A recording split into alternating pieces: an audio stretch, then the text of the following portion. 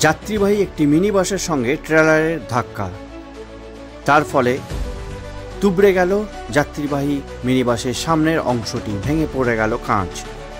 আহত হয়েছে 4 জন। সোমবার দিন সকালেই ব্যাপক চাঞ্চল্য ছড়িয়ে পড়ল দুর্গাপুরের কোকোভেন থানার ডিপিএল এর প্রশাসনিক ভবন মোড়ে। এই ঘটনাস্থলে মুচিপাড়া ট্রাফিক গার্ডের পুলিশ এবং কোকোভেন থানার পুলিশও এসে পৌঁছে যায়। স্থানীয় সূত্রে জানা গেছে, ডিভিসি মোড়ের দিক থেকে গ্যামনের দিকে যাচ্ছিল প্রচণ্ড গতিসম্পন্ন অবস্থাতে একটি যাত্রীবাহী মিনি বাস।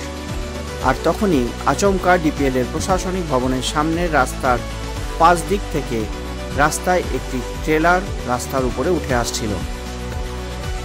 প্রচণ্ড গতিসম্পন্ন মিনি বাসের সঙ্গে ট্রেলারটি তখনই মুখোমুখি সংঘর্ষ হয়। খবর পেয়ে ডিভিসি মোড়ে কর্মরত ট্রাফিক গার্ডের 2 পুলিশ সোনাই রায় এবং আকাশ কর্মকার সেখানে অতি দ্রুত পৌঁছে যায়। অ্যাম্বুলেন্স ডেকে তারপর আহতদের উদ্ধার করে হাসপাতালেও নিয়ে যায়। দুর্গাপুর মহকুমা হাসপাতালে আহতদের চিকিৎসা চলছে। বিধানচন্দ্র হাজরা বলেন, আমার ভাই বাসের মালিক।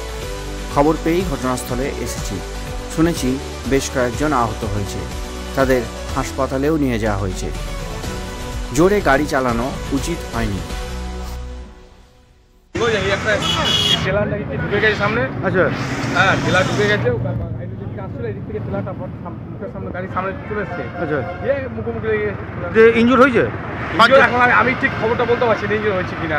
ড্রাইভারে লেগেছে, ড্রাইভার হসপিটালে গেছে, একটু জানি, আর 2-1 জন প্যাসেঞ্জার হতো হসপিটালে গেছে। 5 জন বলছে প্যাসেঞ্জার ইনজুর হয়েছে। আচ্ছা, সেটা আমি ঠিক অরিজিনাল জানি, আমি তো স্পটে ছিলাম না, যেহেতু আমি স্পটে ছিলাম না সেহেতু আমি অরিজিনালটা বলতে পারবো। বাসে যে বেপরোয়াভাবে গাড়ি চালায় এরা, বাস মালিকরা, মানে একজন প্যাসেঞ্জারও বক্তব্য যে ওইখান থেকে ডিপিসি মোড় থেকেই ও কন্ট্রোলের বাইরে উল্টো 2-3 বার কন্ট্রোলের বাইরে হয়ে গেল। কি বলবেন এটা নিয়ে?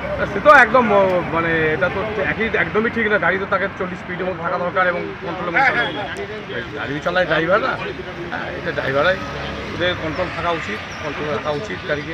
ওরা তো অনেক